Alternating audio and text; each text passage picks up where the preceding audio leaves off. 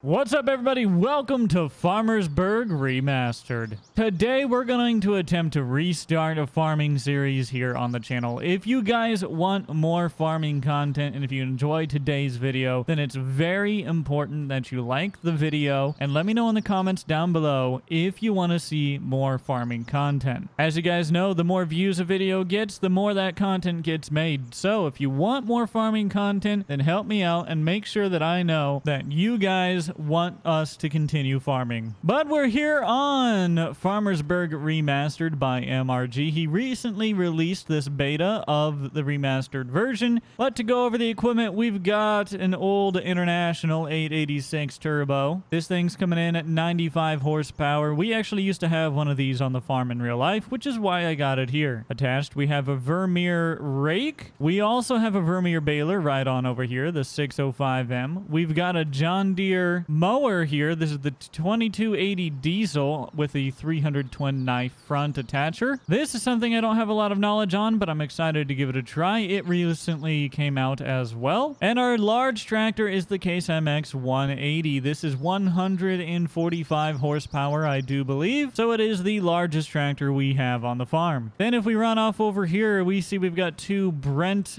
644 grain carts sitting next to our silo system. And right over here, we have a Case plow of some sort. I call it a plow. It's a bit more of a disc, but you guys get the idea. It's a Case 490. Then in this shed, we have one thing. We have our Kinsey planter. Go ahead and close those doors and let's run over here and check out one of the last pieces of equipment we have on this section. This is the Mandeko Storm, I believe is what it's called. Mandeko Storm VT, if I'm not mistaken. This requires 140 horsepower, so we just barely have enough to use it. And by the way, the Case disc over here actually requires 180 or 185, so we are underpowered on that, but I think we should be fine. So on this farm, we are going to raise cattle. That is what we're going to be doing. We also will be taking care of some arable cropland as well. I'll take you guys on a tour of our land here in just a moment, but in here we've got an International 1256. This is a old Farmall needle nose, narrow nose tractor, whatever you want to call it. And this we're going to use primarily for just running various little things that we need to run for the cattle operation. We also have a Bobcat 86. Dyscalculia is getting at me today.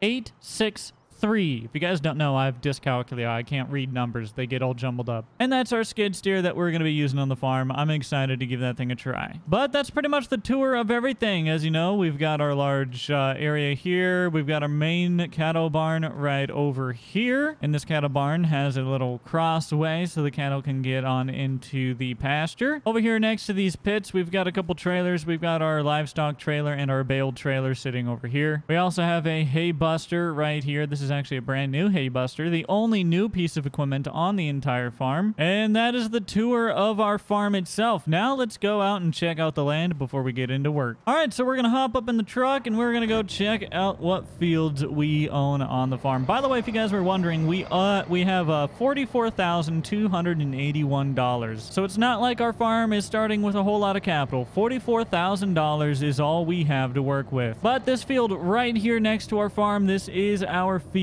as well as this field right over here, also connected to our farm. And then if we roll right back here, we will come across our other piece of land, and the entrance for that is just right on up here to the right. It's this little grass field right back here. Now we do have one more piece of land, but this one is actually not connected to our farm in any way, so we're gonna have to go down the road. It's about 4 or 5 miles down the road, so it's not too bad. All right, so the entrance to our final field should be right up here to the right somewhere. I'm just trying to keep an eye out for it. There it is, right there. So we just got to turn this way, head right back down this direction, and it's going to take us back and around to this field right here. So this little plot of land is our last piece of land on the farm. As you can see, we had corn in it just last year. But there you guys go. That is the farm and land tour. So we're going to get right on into work. All right, we're just pulling into the house here. Let's just pull right on into the garage. And I want to run inside real quick and check the weather report. So let's go do that. And what I'm wanting to check are our chances of rain. And it doesn't look like we're going to get any rain until Thursday. So we should be in perfect conditions to get to work on this soil. All right, so let's fire up the old case. There we go. And we're going to go hook up to our implement, and we're going to run on down to the field that's the farthest from us, and we're going to work that one first, and then we'll work back towards the farm. I think that's just the more efficient way to work. All right, we're good to go. Let's turn on the 4-ways, and let's get on down to the field.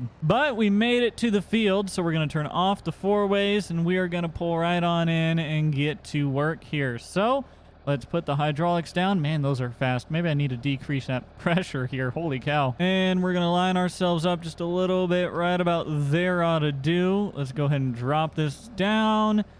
And let's get to rolling. Now, like I said, we are technically a little bit underpowered for this implement. But as you can see, this tractor tends to be pulling it just fine. I knew... So this case... this case 490 said that we should have about 180, 185 horsepower to run it. We're running 145 on the tractor, but I had a feeling with the type of land that we work in here that we'd be able to pull this fine, and this is working fantastic. So we're going to get this field ripped up, and it's going to go from corn into soybeans this year. So we're going to go around and around, and then we're going to go do headlands. Now, I pulled all the way through right there when I really didn't need to do that. So we will probably leave a little bit of a gap in the future here, but let's get lined back up and head back down the other direction. That's about where we need to be right there. And let's roll. Go ahead and drop her right on down and in. We'll straighten her out just a little bit. We're going to get over to this line right here is about where we need to be. There we go. So you guys get the idea. We're going to head down and back for a little while. We're going to get this field all tilled up. We'll keep working up this ground, and we will catch you guys in a minute. All right, guys, we are just about done ripping up this field here. Now, there are some areas that I didn't do it quite right because of the way I was doing my headlands. Like just over there, you can see how this hill slopes down to the right over there. Oh, we missed a little spot there because I was talking. Come on, Jake. But you guys saw what I was talking about. Well, in order to get that piece along the headlands there, we had to put our furrows up and down the hill, which is not ideal. So we will want to correct that as soon as possible, preferably before it rains. Now let's angle this back down this way. See, like that right there. You can tell where our furrows now go downhill instead of across, and that's going to be bad for soil retention. So we want to minimize the amount of that we do that in fields. But I think we are done with this field, so we're going to get turned around here, and we're going to run along the grass as close as we can get to it without rubbing against the tree branches here. We're going to get back on over to the farm and get to work over there. Now, I know I was thinking about getting some cattle right off the bat here, but we have $44,000 and we don't really have anything to supply those cattle quite yet. We don't have any feed or anything like that, and all that will cost us money. Money we don't quite have, so I'm holding off on getting cattle at this point, but I do think we will as soon as we can. But we need to get ourselves in a financial situation where that is affordable and it becomes beneficial to us to have the cattle. Just like everything in farming, it's all an investment, and if you make the wrong investment at the wrong time, then you can really hurt yourself on your farm and you can have a lot of financial struggles. There are some various programs that we can look into to assist our farm, but a lot of it you need more land than, well, we have available to us to really make it worth it. So we're in one of those smaller, more tough situations where a lot of larger farmers can take various government programs and subsidies and stuff that incentivize doing certain things, but smaller farmers aren't as open to the amount of what they can do because you need enough land to make that justifiable. All right, guys, I think that is going to do it for this video. I hope you all enjoyed today's video. We've got quite a bit of our land ripped up here. We got one field done. About half of this, well, I consider that field over there part of this field as well. So really, we're a fourth way through this piece of land over here, and overall I think things are running pretty smooth for us this year. If you guys enjoy the farming content and you want more farming content, make sure you click that like button and subscribe, and comment down below letting me know that you want to see more farming content. Like I said, guys, the more views videos get, the more that I make that sort of content. So if you want to continue seeing farming content here on the channel, then make sure you support this type of content. Maybe share this video with your friends that you think might be interested in farming on Farming Simulator 19. And until next time, I'll see you all later. Peace.